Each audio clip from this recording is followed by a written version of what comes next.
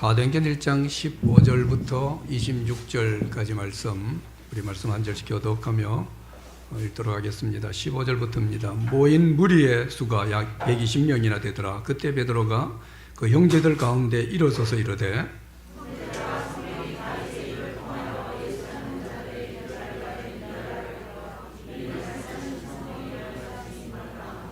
이 사람은 본래 우리 수 가운데 참여하여 이 직무의 한 부분을 맡았던 자라.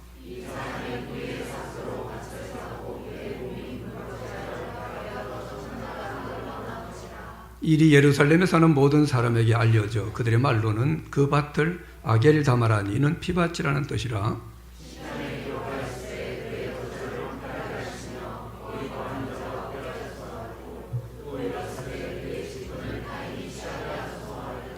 이러므로 요한의 세례로부터 우리 가운데에서 올려져 가신 날까지 주 예수께서 우리 가운데 출입하실 때에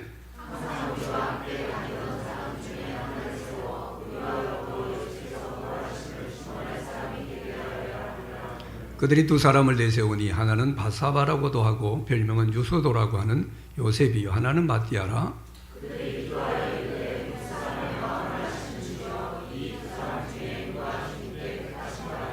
봉사와 및 사도의 직분을 대실할 자인지를 보이시옵소서. 유다는 이 직무를 버리고 제 곳으로 갔나이다 하고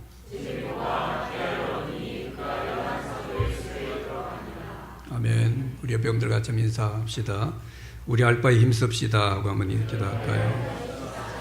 자, 오늘 본문으로 빈 곳을 채우며 기다리자라는 제목으로 말씀 생각하겠습니다. 자, 지난 시간 말씀을 통해서 우리가 진정으로 가져야 될 관심은 우리 고난받기 문제는 아니다라고 했습니다. 우리는 적극적으로 성령님을 기대하고 거기에 관심을 갖고 내가 해야 될 바가 어떤 것인가 여기에 힘쓰는 것, 이게 우리가 해야 될 일임을 말씀을 같이 했습니다. 지금 이 제자들은 어때요? 자기 스승을 잃었습니다. 스승이 죽었어요. 근데 잡혀가 죽어서 좀 사실은 비참합니다. 그래서 스승이 죽고 나서 어딘가 숨어있는 그런 사람들처럼 보입니다. 겉으로 보기에는 실패자 같고 도망자들 같습니다. 근데 사실은 그렇지 않습니다. 이 사람들은 하나님 약속을 붙들고 있는, 하나님 약속을 받은 그런 사람들입니다.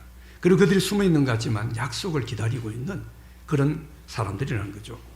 하나님이 성령을 주신다는 약속을, 이 엄청난 약속을 받았고 이 약속이 이루어지기를 지금 이들은 기다리고 있죠. 그리고 12절부터 14절까지 해서 보면은 마가다락방에 모여서 마음을 같이하여 오로지 기도하며 기다리고 있는 이 모습을 보게 되죠. 하나님께서 약속하신 것, 이게 우리 가운데 주어지기까지는 우리가 기다리는 것이 필요하다라는 걸 보여줍니다. 여러분, 우리가 기다린다라고 해서 금방 어떤 일이 일어나는 게 아닙니다. 그래서 주님의 약속하신 것을 기다리는, 이 기다리는 시간 동안 우리가 힘써 해야 될 것이 바로 기도입니다.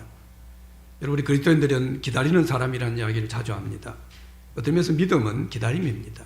신앙은 핵심에 자리 잡고 있는 것이 교리나 어떤 종교의식이나 이런 것 이전에요. 신앙의 핵심에 자리 잡고 있는 것은 기다림입니다. 종교의식도 기다림에 포함되는 것이고 우리가 교리를 배우는 것도 기다림을 배우는 것입니다. 하나님의 기다림, 이걸 우리가 기다리는 거예요.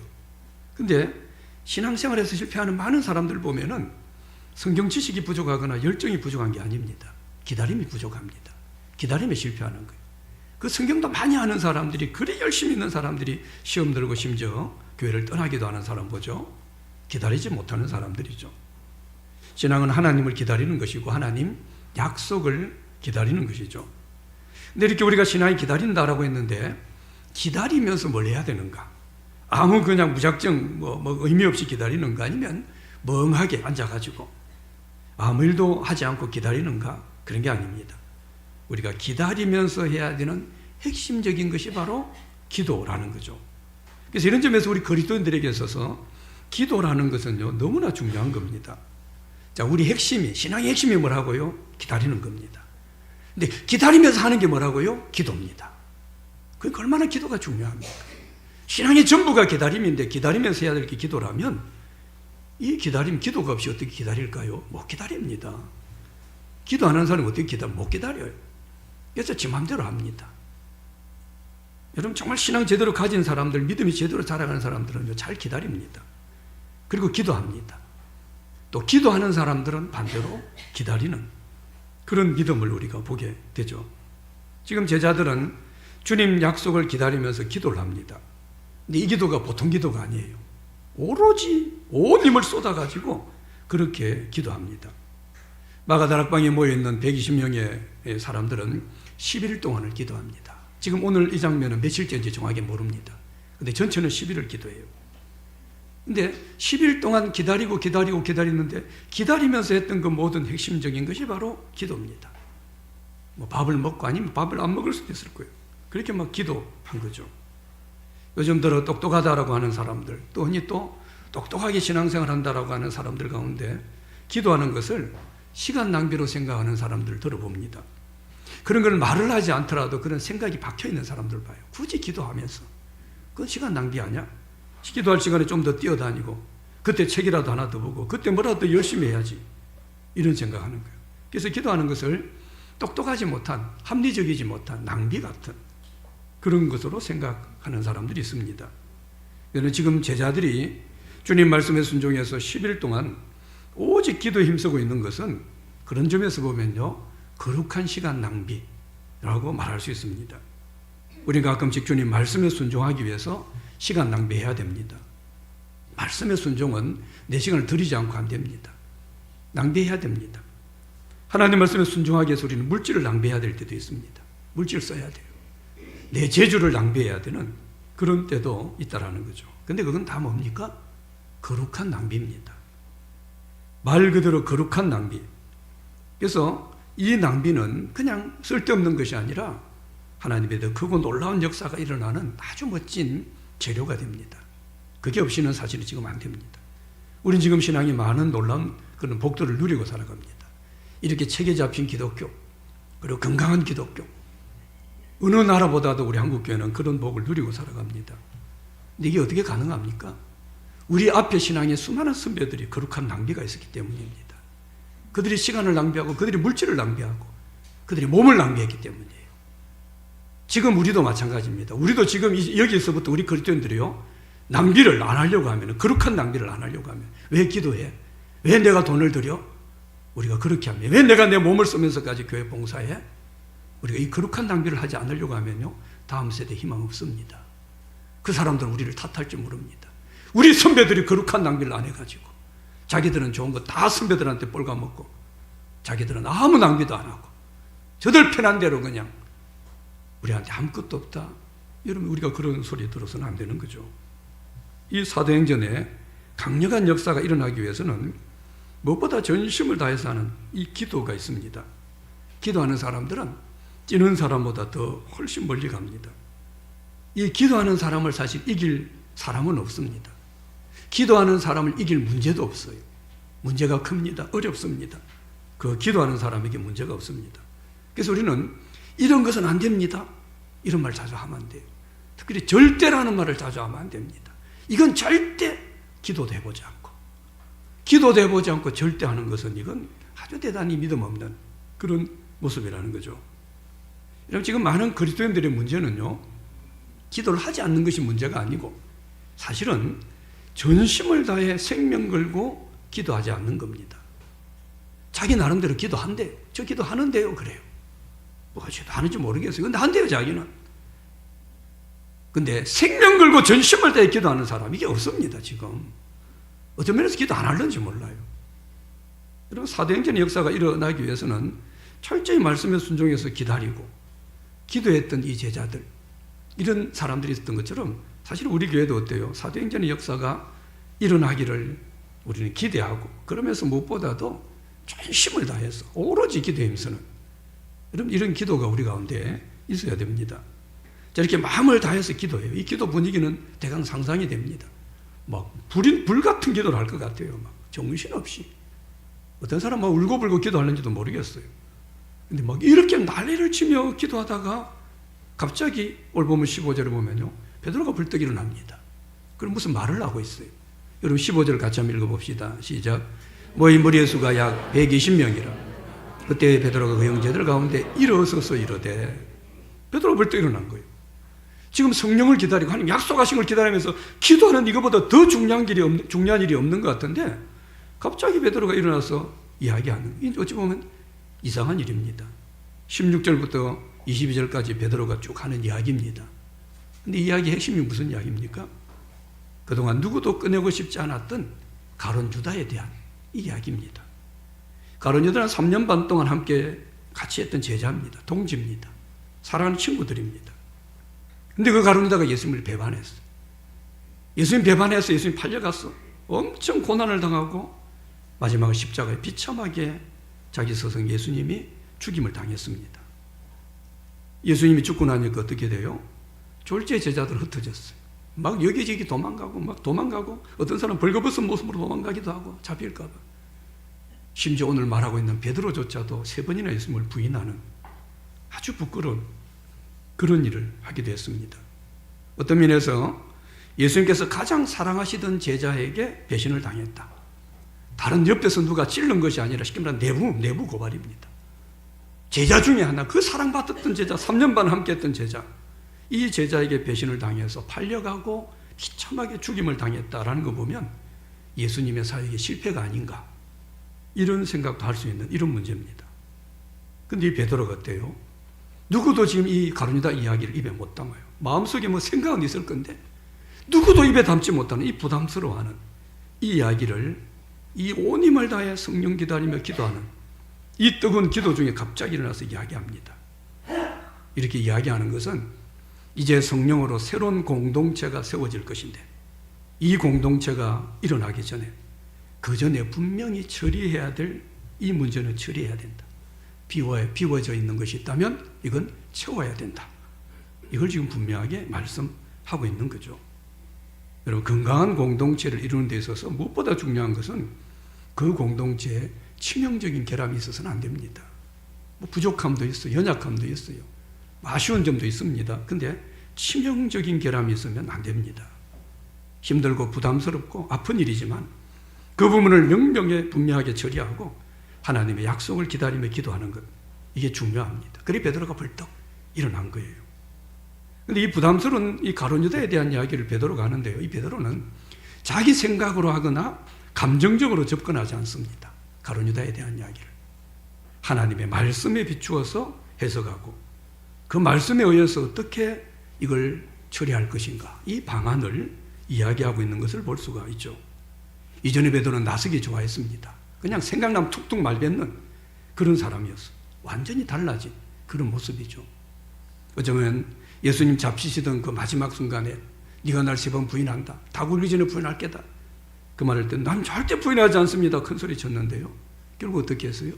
예수님 3번이나 부인했고, 그리고 부인하고 나니까 닭이 울었던, 그래서 가서 통곡하며 베드로가 회개했던 그 사건이 있습니다. 아마 이 사건이 베드로를 엄청나게 변화시켰고 그를 성숙하게 만들었다라고 볼 수가 있습니다. 16절에 보면 베드로는 이 가룟 유다의 배신, 이 가룟 유다의 배신이 성령이 다윗의 입을 통해 미리 말씀하신 성경이 응한 것입니다. 이렇게 지금 말씀을 하고 있습니다. 여러분, 예수님 제자들에게 있어서 같은 동료였던 가룟 유다의 배신은요, 도저히 이해가 안 됩니다. 왜 제가 봐야 배반해? 꼴랑 은30 이해가 너무나 충격적이었어요.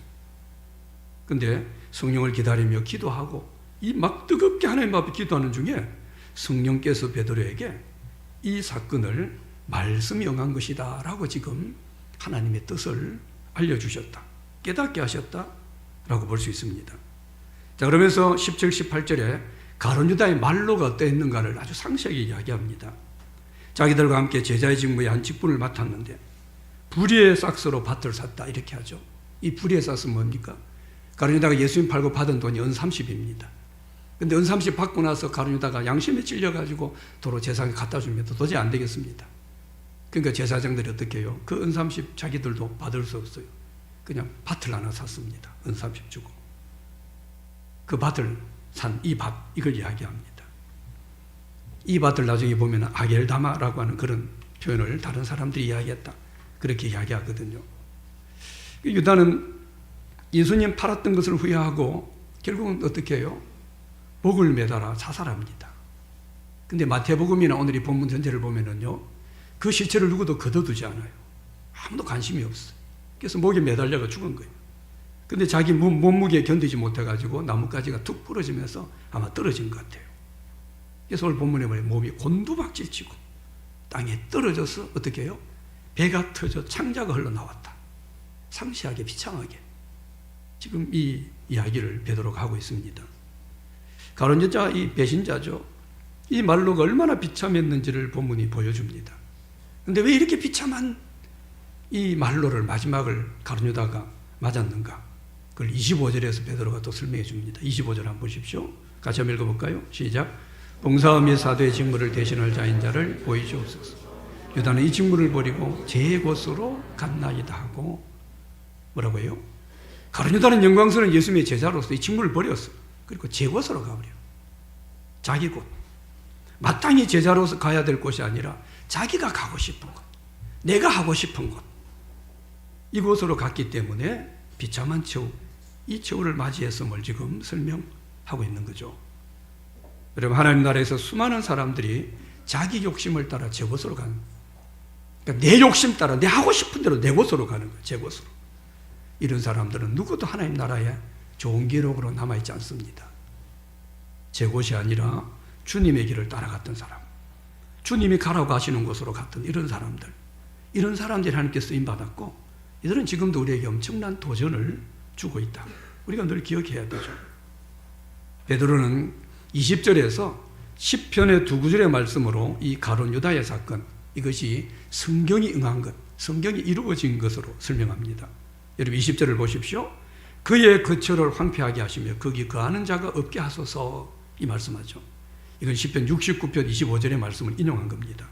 그렇게 나옵니다. 25절에 그들의 거처가 황폐하게 하시며 그들의 장막에 사는 자가 없게 하소서 말씀입니다. 이 10편 69편의 말씀은 경건한 자를 박해하는 자들, 그들의 말로가 얼마나 비참할 것인가, 그 말입니다. 베드로는 이 말씀을 가룟 유다에게 지금 적용을 하고 있는 거죠. 거기서 거처가 황폐하면 이 거처는 유다가 돈 30으로 샀던 이 밭을 이야기합니다. 유다가 샀던 그 돈이거든요. 물론 제사장들을 통해 산 거죠. 예수님 파는 돈 아닙니까? 이거 아무도 그 집에서 거기에 살려고 하지 않습니다. 그 땅 누구도 살려고 하지 않습니다. 예수님 팔았던 돈인데요. 그래서 그게 공동묘지가 됩니다. 결국 어떻게 됐어요? 이 시편의 예언대로 여기에 거하는 자가 아무도 없게 되었어요. 말씀 그대로 됐다 이 말이에요. 그리고 뒤에 뭐라고 합니까? 그의 직분을 타인이 취하게 하소서라고 말씀하죠. 이건 시편 109편 8절의 말씀 인용한 겁니다.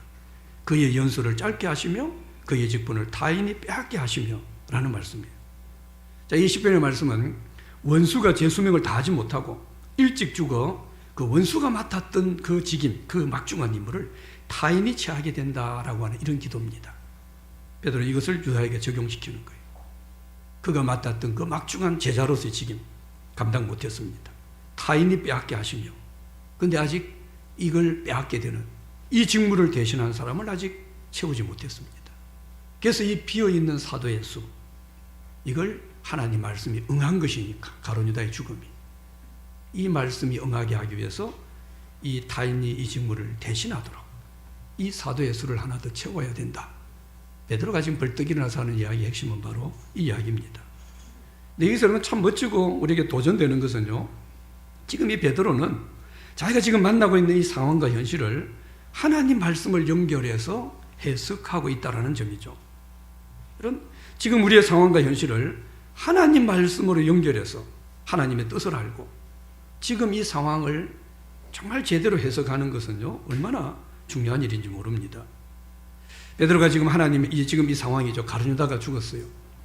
예수님 배신하고 죽었거든요. 이 비참한 상황이거든요. 그런데 이 상황을 하나님 말씀으로 해석할 수 있던 것은 그가 전심으로 기도했기 때문입니다. 기도하는 중에 하나님께서 그로 하여금 깨닫게 하신 거예요. 여러분, 지금 우리 상황에 대한 가장 바르게 해석할 수 있는 것, 이건 바로 하나님께 기도함으로 하나님 말씀과 연결해서 해석하는 겁니다. 우리 삶의 많은 일들에 대한 해석이에요.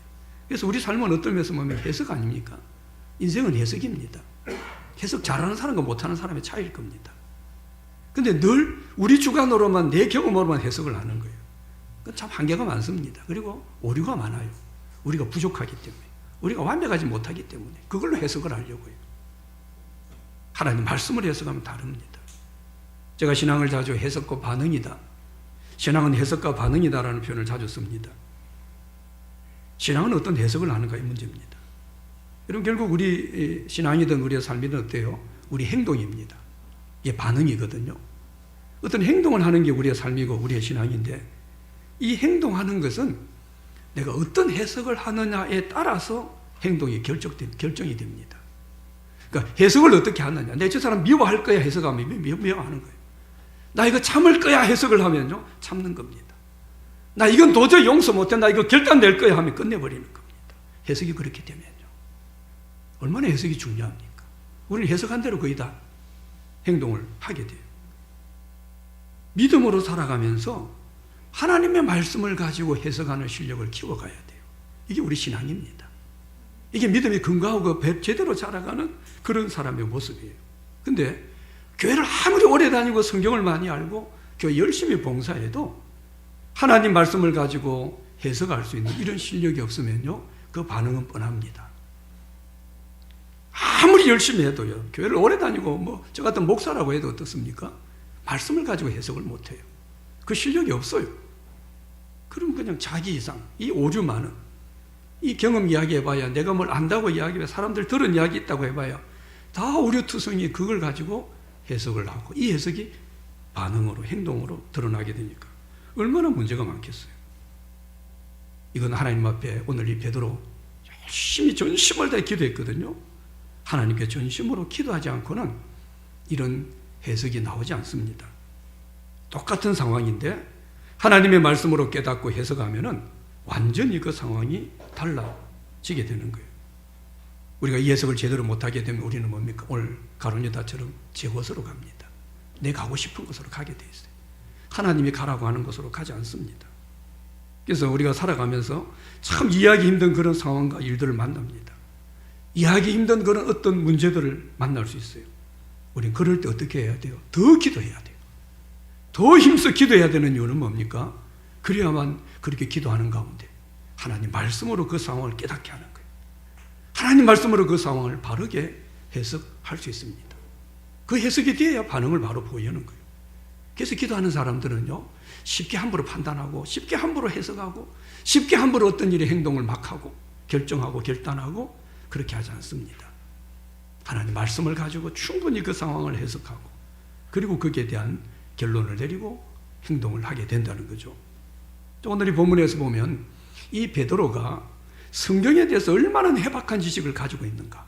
성경을 쫙 깨고 있어요. 그리고 이 하나님 말씀을 해석하는 탁월한 그런 실력을 이 오늘 본문에서 보여줍니다. 원래 예수님 제자가 12명이었습니다. 12명은 물론 이들의 유대인들에게서 완전수 3, 4 하나님의 수 3, 4 인간의 수 이렇게로 많이 이야기합니다. 근데 지금 이들이 기도하면서 주님 약속이 성취되길 기다리거든요. 근데 가만히 보니까 기다리고 있는 사람들은 원래 저들의 수는 12명인데 지금 11명이에요. 베드로가 지금 기도하면서 생각한 것이 하나님께서는 미래에 자기들에 대한 계약, 약속하신 성령을 이루시면서 자기들의 새로운 공동체를 지금 이루실 것인데 그게 절대적으로 필요한 사람은 12명이라는 이 사실을 그가 깨닫는 거예요. 자, 그것은 마태복음 19장 28절에 예수님 십자가 못 박기 전에 베드로가 직접 들었던 말씀입니다. 그게 이렇게 나옵니다. 내가 진실로 너에게 이르노니 세상이 새롭게 되어 인자가 자기 영광의 보좌에 앉을 때 나를 쫓는 너희도 12보좌에 앉아 이스라엘 12지파를 심판하리라. 마지막 주님이 십자가 지시기 전에 이런 이야기한 거예요. 세상이 새롭게 되어 인자가 자기 영광의 보좌에 앉을 때 주님 오십니다. 나를 쫓는 너희 12명 제자입니다. 나를 쫓는 너희가 12보좌에 앉아서 이스라엘 12지파를 심판할 것이다. 이스라엘 백성들을 심판할 것이다. 이야기를 하는 거예요. 자, 이 말씀이 온전하게 이루어지려면 어떻게 해요? 12명의 제자가 돼야 됩니다. 너희가. 근데 지금 한 사람이 부족하다는 거예요.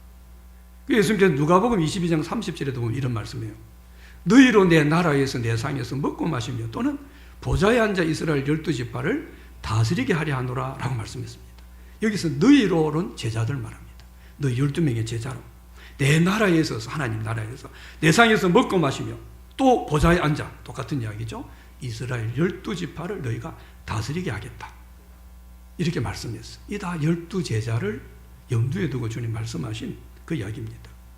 12제자들로 하나님 나라에서 12지파를 다스리게 하겠다. 이게 주님이 계속 하신 말씀이에요. 이렇게 예수님이 12제자 공동체로 지금 약속하신 이 새로운 공동체, 성령 공동체, 이걸 이루시기 원하십니다. 근데 이 가룟 유다가 배신해서 뭐니까 죽어버리고 이 한 자리가 비게 된 거예요. 그래서 지금 베드로는 성령을 기다려 정말 새로운 공동체, 성령 공동체, 이게 우리가 아는 신약 공동체, 교회 공동체입니다. 이걸 기다리는 이 중요한 시기에 먼저 비어있는 이 사도의 수, 비어있는 것을 채워야 될 것을 강력하게 지금 주장하고 있다는 거죠. 여러분, 구약에서는 이스라엘의 12지파가 이스라엘 공동체를 대표했습니다. 그렇다면 신약에서는 12제자가 새로운 언약 공동체를 대표해야 된다. 이걸 지금 의미하고 있는 겁니다. 여기서 베드로가 하나님 말씀에 참 얼마나 민감한가, 하나님 말씀에 참 빈틈이 없는 그런 지식, 또 이 하나님 말씀을 온전하게 순종하려고 하는 뜨거운 열심, 이 베드로가 얼마나 대단한 그런 믿음을 보이는가 오늘 여기에 다 보여줍니다. 그래서 결국 이런 점에서요, 우리가 온전하게 순종하는 것은 온전한 지식과 중요한 관계가 있다는 걸 알 수 있습니다.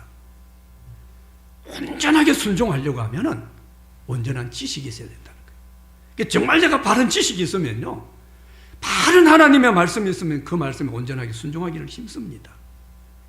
말씀에 지식이 없어요. 온전한 지식이 없습니다. 아는 것 같으면서 모르고, 모르는 것 같으면서 아는 것 같고, 이것도 아니고 저것도 아니고. 그러니까 뭡니까? 상황 따라, 문제 따라, 이러면 이러고, 저러면 저러고, 이러쿵 저러쿵. 그렇게 신앙생활 아무 잣대도 없어요. 왜요? 지식이 없는데요. 어제는 이 말했다, 오늘은 이 말합니다. 왜요? 지식이 없는데요. 기준이 없는데요. 베드로처럼 분명한 신앙적 지식이 있을 때도요, 이 말씀에 순종하고 여기에 더 힘써 순종하려고 하는 열정이 우리 가운데 일어나게 된다는 거죠.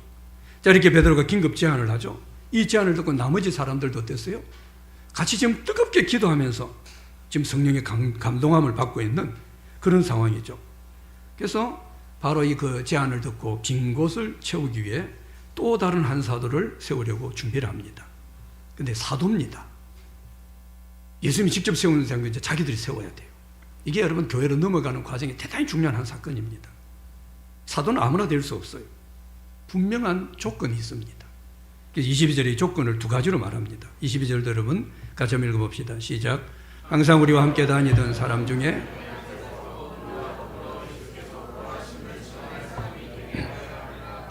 아멘. 자, 먼저는 뭐라 그래요? 항상 우리와 함께 다닌 사람이어야 한다. 항상 제자들과 함께 다닌 사람.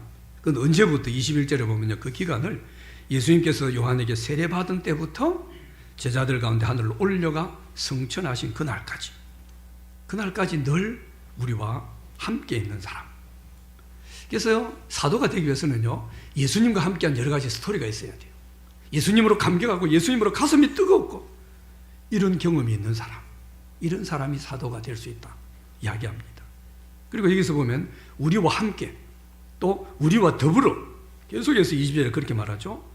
우리라는 표현을 계속 씁니다. 이건 혼자만 열심히 하는 사람이 아니라 공동체에 잘 녹아드는 사람, 공동체와 함께 할 수 있는 사람, 이런 사람이 사도가 될 수 있음을 이야기합니다. 그리고 또 하나의 조건이 뭐죠? 예수님의 부활하심을 증거할 사람 이야기예요. 주님의 부활을 직접 보았고, 그리고 그 부활을 위해서 목숨을 내놓고 증거할 수 있는 이런 사람이 사도가 될 수 있다는 거예요. 여러분, 우리 기독교의 가장 위대한 점이 바로 부활입니다. 그래서 사도 바울도 부활이 만약에 없다면 우리 하는 모든 것이 다 미친 짓이다, 그렇게까지 말했어요. 이 뚜렷한 주님의 부활을 증거하기 위해서는 내가 부활을 증거하기 위해서 매도 맞을 수 있고 비난당할 수 있고 따돌림 당할 수 있고 심지어 죽기까지 할 수 있는 이런 사람이 바로 사도의 자격이 된다는 거예요. 그래서 정말 주님의 부활을 본 사람들은요, 예수님의 부활을 믿음으로, 우리는 지금 믿음으로 보는 거거든요. 이 부활을 증거하기 위해서 목숨도 던질 수 있습니다. 부활을 본 사람들은. 그게 사도의 조건으로 이야기해요. 자, 이 중요한 두 가지 자격을 이야기했어요. 그리고 사람들이 막 추천을 합니다. 추천하는데 23절에 보면 두 사람이 추천이 됩니다. 하나는 바사바라고도 하고 별명은 유소도라고 하는 요셉이요. 하나는 마띠아라고 해요. 근데 여러분 이 두 사람의 설명의 23절 말씀을 잘 보십시오. 요셉에 대해서는요 좀 설명이 장황하고 깁니다. 바사바라고도 하고 별명은 유소도. 유소도란 말은 로마식 이름입니다. 그러니까 지금 말로 하면요 영어 이름도 있어요. 그 사람 영어 이름도 다 알아요. 뭐 그가 뭐 영어가 뭡니까? 뭐 빌립이래, 뭐 마테레, 뭐 파울이래, 뭐 이런 식으로요. 그 이름도 알아요. 그렇게 말하는 요셉. 우리가 아는 이름은 요셉입니다. 그리고 마띠아는 아무 설명 없고 마띠아라고 말합니다. 폴 힐이라고 하는 유명한 분은 이걸 볼 때 요셉은 그 당시 많은 사람들 가운데 잘 알려진 유명한 사람이었다. 그러나 반대로 마띠아는 그렇게 많이 알려지지 못한 그런 사람이었을 것이다 라고 설명합니다. 충분히 그렇습니다. 자, 이렇게 두 사람이 후보를 두고 120명이 어때요? 무슨 사람의 마음을 아시는 주님, 하나님께 기도하는 거. 우리 마음을 아시는 주님, 이 둘 중에 유다를 대신할 사람을 세워주십시오라고 전심을 다해 기도합니다. 그리고 기도하고 뭘 하죠? 제비를 뽑습니다. 여러분, 제비 뽑기라고 하는 것은 이 두 사람의 이름을 나무 막대기나 돌에다가 이름을 적고 항아리에 넣습니다. 그리고 흔들어 가지고 하나 뽑습니다. 거기 뽑힌 사람이 여기 선택이 되는 겁니다. 이 제비 뽑기는 하나님의 절대적인 간섭을 신뢰하는 겁니다.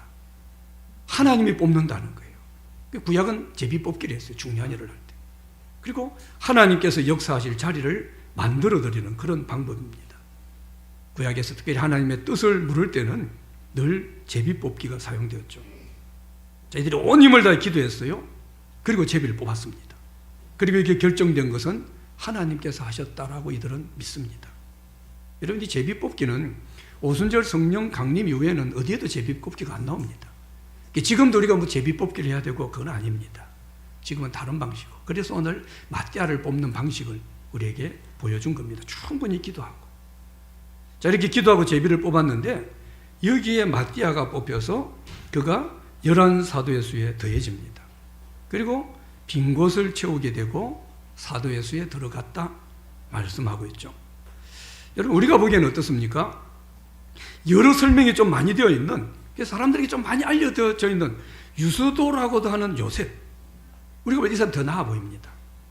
근데 하나님은 마띠아를 뽑으신 거예요. 하나님께서 보실 때, 무슨 사람의 마음을 아시는 하나님께서 보실 때 이 마띠아는 자기 자리를 지킨 자로 하나님께서 인정한 겁니다. 이 사람은요, 화려하기보다는 좀 은은한 그런 사람이라고 말할 수 있죠. 오래 있으면서 그 가치가 드러나는 그런 사람임을 알 수 있습니다. 이 마띠아와 완전히 다른 스타일의 사람이 있죠. 누굽니까? 가룟 유다입니다. 아주 똑똑한 사람이에요. 가룟 유다 아주 똑똑한, 이 사람 남부 사람이에요. 다른 사람들 11명은 더 위입니다.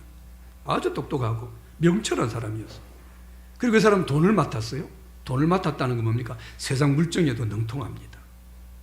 가룟 유다는 어디서나 존재감을 드러냈습니다. 그래서 한 여인이 와서 예수님에게 너무나 비싼, 엄청 비싼 향유를 막 부으려고 하니까 가룟 유다가 툭 나섰습니다. 야, 그 돈 가지고 가난한 사람 나눠주면 얼마나 많이 나눠줄 수 있어? 거기서 자기 존재감을 드러냈던 사람이 바로 가룟 유다입니다. 그러니까 이 가룟 유다는요, 제자들 중에서도 자기 신념이 뚜렷하고 자기 주장이 뚜렷하고 자기 소견이 뚜렷했던 그런 사람이에요. 그래서 아마 제 곳으로 갔을 겁니다. 오늘날 어때요? 이런 가룟 유다 같은 스타일의 사람들도 인기가 많습니다. 교회에서도 그러는지도 모릅니다. 근데 하나님은 이런 가룟 유다를 대신할 사람으로 전혀 존재감이 없어 보이는 마띠아를 선택한 겁니다. 가룟 유다가 제 곳을 지키지 않고 버리고 가버린 이 사도의 빈자리, 마띠아가 채우고 있어요. 그리고 하늘나라도 뭡니까? 계속 12제자를 이야기했거든요. 너희들이 12지파도 너희들이 다스릴 것이다. 하늘나라에 지금 가룟 유다가 그 자리에 앉아있는 것이 아니라 마띠아가 이 12사도의 자리에 지금 앉고 있다는 거죠. 여러분, 하나님께는 늘 직무를 대신할 사람이 있습니다. 누구라도 있습니다. 지금 우리에게 내가 어떤 직분이 있고 내가 감당할 일이 있다라고 하는 것은요, 너무나 감사한 일입니다. 그리고 여기 충성해야 돼요. 하나님은 늘 가룟 유다 아니면 마띠아입니다. 하나님은 늘 또 마띠아가 아니면 또 하나님은 다른 사람을 세울 수 있다는 거예요. 이 마띠아라고 하는 사람은 사도행전 1장 오늘 이 본문, 딱 이 본문에만 나오고 어디에서도 이 사람에 대한 이야기가 없고 어떤 기록도 나오지 않습니다. 그래서 다른 어떤 기록에 의하면 이 마띠아는 에티오피아에 가서 말씀을 전했고 수많은 핍박을 받고, 근데 그 많은 핍박을 받으면서도 조금도 굴하지 않고 결국 순교했다라는 그런 기록이 있습니다. 묵묵히 자기를 지키는 이런 사람답게 그렇게 크게 드러나지도 않았어요. 그러면서 자기가 지켜야 될 이 자리, 여기서 겸손한 모습으로 순교하면서까지 천국에 들어간 참 아름다운 믿음의 사람, 마띠아는 그렇게 우리 가운데 기록이 된다는 거죠. 자, 결국 오늘 이 본문이나 다른 어디에서도 마띠아에 대한 기록이 상세하게 많이 나오지 않습니다. 그래서 그의 사역이 뭐 했는지, 그는 어떤 일이 하나님께 쓰임 받는지 알 수가 없어요. 근데 오늘 본문에서 간절히 기도하고 제비 뽑았을 때 마띠아가 뽑혔다라는 이 사실에서 이 사람은 하나님께서 온전하게 인정하신 사람이다, 이걸 우리 알 수 있습니다. 하나님이 그를 뽑았다는 거예요. 하나님 어때요? 우리 모두를 다 아십니다. 깊은 것을 아십니다. 하나님은 실수하지 않는 분입니다. 하나님이 그를 뽑으셨다라고 할 때 그가 얼마나 믿음의 깊이가 있는 사람이며 그의 인생의 깊이가, 그의 영성의 깊이가 얼마나 대단한 사람이었는가라는 것을 우리가 충분히 생각할 수 있는 거죠. 우리는 어디에서도 기록이 없어서 알 수 없지만 하나님께서 이 마띠아의 모든 삶을 지켜보셨다, 그의 중심을 눈여겨보셨다, 그리고 어떤 상황에서도 묵묵하게 자리를 지켰다, 이 마띠아를 하나님이 인정하셨다. 우리가 여기에 중요한 도전을 받아야 됩니다. 막 제자들이 도망갈 때도 마띠아는 어떠면 제자가 아직 사도가 아니었는데도 그 자리를 성실하게 지켰을 겁니다. 여기서 제가 자주 이야기하고 저는 또 묵상하는 하나님의 기록, 이걸 제가 다시 한번 더 생각했습니다. 하나님이 우리를 기록하신다.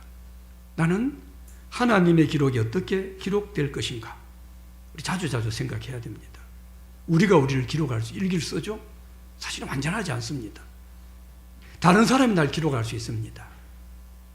근데 이것하고 다릅니다. 하나님은 어때요? 사람들이 보는 눈으로만 보지 않습니다. 마음 깊은 것까지, 우리 안에 깊은 동기까지 다 보십니다. 그걸 기록하세요. 이 하나님의 기록에 맞지 않은 가장 아름다운 사람으로 기록된 거예요. 우리 안에 여러분 이런 사모하는 마음이 있어야 됩니다. 하나님이 나를 기록하시면 어떻게 기록하실까? 하나님께서 내 삶을 어떤 모양으로 기록하실까? 나도 마띠아 같이 이렇게 하나님이 마음껏 글을 쓰실 만한 사람으로 기록할 수 있을까? 여러분, 올해 이런 기록이 여러분 가운데 남기를 간절히 바랍니다. 주님의 교회는요, 이런 마띠아 같은 사람이 얼마나 필요한지 몰라요. 마띠아 같은 사람이 이 공동체 안에 많으면 그 공동체는 강력합니다. 엄청나게 부흥됩니다. 이런 사람들은 세상이 어떠하든지 사람이 어떠든지 뭐 누가 나보고 뭐라고 평가가 어떠하든지 그 자리를 묵묵하게 지키는 그런 사람이라는 거죠. 성령이 임하셔서 이제 교회가 세워집니다. 가장 중요한 역사입니다. 이 역사가 일어나기 전에 마띠아를 세우는 이 일을 기록하는 것. 사실은 본문 보면 어때요? 14절에 마음을 같이 오로지 기도에 힘쓰더라 하고 바로 2장으로 넘어가서 오순절에 성령이 임한 것 기록해도 상관없습니다. 이 마띠아 기록이 굳이 없어도 상관없어요. 바로 기도했으니까 성령 받아도 돼요. 근데 이 중간에 마띠아를 기록한 것, 이건 왜 그렇습니까? 이 주님의 교회는 가룟 유다처럼 제 곳으로 자기 가고 싶은 곳으로 가는 그런 사람이 아니라 자기 자리를 묵묵히 지키는 이 사람들을 통해 성령의 역사가 더 힘있게 일어나게 된다. 이걸 지금 미리 말씀하고 있다라고 볼 수 있는 거죠. 그리고 오늘 이 본문에서 우리가 또 하나 참 멋진 것 중에 하나는요, 마띠아가 제비 뽑기를 통해서 비어진 사도의 자리를 차지했습니다. 그런데 이 일에 대해서요, 누구도 불평하는 사람, 누구도 무슨 수군대는 사람이 없습니다. 특별히 한 대상이 바사바죠. 바사바는 어때요? 유명한 사람입니다. 유력한 사람이에요. 자기도 마띠아 보니까 자기도 잘 모르는 사람일 수 있어요. 존재감이 없어요. 나를 뽑으시겠구나. 왜냐면 이 사람도 신실한 사람이거든요. 그리 생각했을는지 몰라요. 근데 어때요? 마띠아가 뽑혔어요. 왜 나를 뽑지 않았는가? 왜 내가 뽑히지 않았는가? 섭섭해하거나 아니면 기분 나빠가지고 난 여기 같이 안 있어 그냥 그 모임을 나가버리거나 그러지 않았습니다. 왜냐하면 지금 이 사람들에게는요, 하나님이 약속하신 성령을 기다리는 것, 보다 더 중요하고 보다 본질적인 것, 여기에 대한 믿음이 분명했기 때문입니다. 그래서 뭐 이렇고 저렇고 이런 것에 마음 빼앗길 틈이 없었다는 거예요. 여러분 가끔씩 교회에서 보면은 장로 투표에서 떨어졌다고 또는 권사 투표에서 떨어졌다고 그냥 시험 들고 심지어 교회까지 나가버리는 그런 사람들 이야기를 들을 때가 있습니다. 이런 사람들은 뭐예요? 말 그대로 이 사람들은 자리에만 관심이 있었던 사람이에요. 자리에만. 장로가 되는, 권사가 되는 자리에만 관심이 있었지 진짜 우리에게 중요한 것, 우리가 진짜로 힘써야 될 것, 여기에 대한 별 관심이 없었습니다. 지금 이 120명은 어때요? 성령을 기다리는 이게 중요한 겁니다. 그래서 지금 누가 뽑혔든지 이게 뭡니까? 왜 나는 안 했지? 그게 관심을 가지고 거기에 섭섭하거나 그런 이유가 없었다는 거죠. 그래서 이 바사바도의 다른 기록에 의하면 나중에 안디옥 교회로 파송됩니다. 그리고 안디옥 교회에서 아주 존귀한 사람으로 쓰임 받았다는 그런 기록이 나옵니다. 적어도 이 바사바에게는 어때요? 지금은 하나님께서 나보다도 마띠아를 선택하시고 마띠아를 쓰시지만 언젠가 나도 하나님께 선택되어서 멋지게 쓰임 받을 때가 있을 것이다. 이 바사바는 이런 믿음이 있었던 겁니다. 그래서 그걸 섭섭해하거나 왜 내가 쟤보다 뭐 이런 거 없어요. 이게 뭐예요? 이게 믿음의 사람들입니다. 진짜 붙잡아야 될 것을 붙잡는 사람, 이런 사람들의 믿음이 어떤가를 잘 보여주는 거예요. 하나님의 위대한 약속을 받은 이 초대교회는 성령께서 임재하시기를 사모하며 온 힘을 쏟아서 기도했습니다. 그런데 오늘 본문이 우리에게 강조하는 건 뭡니까? 기도하는 것만이 중요한 것이 아니라 빈 곳이 있다면 이 빈 곳을 채워야 된다. 그리고 기도해야 된다. 라는 걸 지금 강조합니다. 하나님께서 우리에게 주시는 더 큰 은혜와 복을 누리기 위해서는요, 하나님 앞에서 우리가 해결해야 될 문제, 이걸 해결해야 돼요. 비어있는 것이 있다면 먼저 그 부분을 채우는 것, 이게 중요하다는 겁니다. 무조건 기도만 하고 물불 가리지 않고 기도하고 밤낮 기도하고 금식하고 기도하고 목이 터져라 기도하고 이것만 가지고 되는 게 아니라는 겁니다. 분명히 기도하면서 하나님 깨닫게 하시는 내가 해결해야 될 일들, 비어있는 부분들, 이걸 해결하고 채우고, 이게 중요하다는 거예요. 여러분, 하나님 앞에서 결정적인 문제가 있고 결함이 있고 하나님 보실 때 분명히 채워야 될 것이 있는데 무조건 기도만 한다고 열심히만 한다고 되는 것이 아니다라는 겁니다. 우리 교회도 우리 모든 삶의 현장에도 이 초대교회와 같은 강력한 하나님의 역사, 성령의 능력, 이 역사가 일어나길 기대합니다. 그래서 우리는 틈을 날 때마다 기도할 거예요. 마음을 앞에 뜨겁게 우리는 기도해야 돼요. 그런데 기도하면서 하나님께서 깨닫게 하시는 것이 있다면, 내게 비어있는 부분을, 내가 정말 해야 처리해야 될 그런 부분이 있다면 우리 이 부분을 채우고 기도해야 됩니다. 뜨겁게 기도하면서 하나님 뭘 깨닫게 합니다. 아, 이거구나, 나는 해결해야 돼요. 그래서 우리가 성령 충만함 받기를 정말로 사모한다면, 나 성령 충만을 받고 싶어요, 정말로 사모한다면은 어떤 걸리는 문제도 우리는 과감하게 벗어버릴 수 있습니다. 여러분, 제자들에게 가룟 유다는 어땠어요? 이 가룟 유다에 대한 문제는요, 아주 불편하고 드러내고 싶은 그런 이야기가 아닙니다. 그러나 성령을 받기 위해서는 불편해도 가룟 유다 이야기를 드러냈어야 됩니다. 우리에게도 마찬가지입니다. 불편해도, 굳이 그 드러내고 싶지 않더라도 어때요? 그걸 드러내고 처리해야만, 그래야만 성령의 역사, 성령의 능력을 우리는 받게 된다는 거죠. 지금 내게 비어있는 것이 무엇인가? 내가 채워야 될 것은 무엇인가? 어떤 경우는 습관적인 죄일 수도 있습니다. 사람 관계 문제일 수도 있어요. 늘 거짓말하고 남 비판하고 판단하고 이런 문제일 수도 있습니다. 저는 주님께서 원하시는 헌신을 아직 제대로 못해요. 어떤 사람 물질의 문제나 11조 문제일 수도 있습니다. 어떤 사람 뜨거운 열정이 식어졌어요. 열정이 식어져서 텅 비어있는 이런 모습일 수도 있습니다. 우리 안에 있는 가룟 유다 드러내고 싶지 않아요. 이야기하기 꺼립니다. 이걸 드러내야 돼요. 그리고 여기에 대해 채워야 될 걸 우리는 채워야 된다는 거죠. 이 비어있는 것은 성도들마다 믿음의 수준에 따라 다 다를 수 있습니다. 그러나 예배드리고 말씀을 들을 때, 또 기도할 때 오늘 베드로처럼 깨닫게 하시는 말씀이 있으면 바로 인정하고 그 빈 곳을 채우기를 힘써야 돼요. 이 비어있는 것을 채우고, 그리고 성령의 역사를 사모하고 기도하며 기도할 때 초대교회와 같은 강력한 성령의 역사, 하나님의 일하심의 역사, 이게 일어나게 되죠. 이 빈 곳을 그냥 내버려 두면요, 이 빈 곳은 갈수록 더 구멍이 커집니다. 더 텅텅텅 비어집니다. 빈 곳을 그냥 내버려두면 여기에 별 악한 것들이 다 들어온 것들이 다 들어올 수 있습니다. 그래서 하나님은 성령의 임재를 허락하시고 이 초대 공동체, 놀라운 성령의 역사가 나타난 이 공동체를 세우시기 바로 전에 이 기도하는 무리들에게 빈 사도의 수를 채우도록 그렇게 말씀하신 거죠. 이것이 하나님께서 역사하시는 일하심의 방식이라는 거예요. 올해 우리는 많이 할 수 있으면 기도를 많이 했으면 좋겠어요. 근데 기도하는 중에 우리에게 깨닫게 하시는 빈 곳이 있습니다. 오늘 말씀을 듣는 중에 내게 하나님 말씀하시는 빈 곳이 있다면 빈 곳을 먼저 채우려고 해야 돼요. 그리고 하나님의 역사를 기다리고 기도하고 이럴 때 하나님의 역사와 능력이 나타나고 성령 충만한 역사가 나타나고 하나님 일하시면 놀라운 역사를 우리의 삶의 현장에서 더 많이 경험하는 그런 우리 모두가 되시기를 주님 여러분 축복합니다.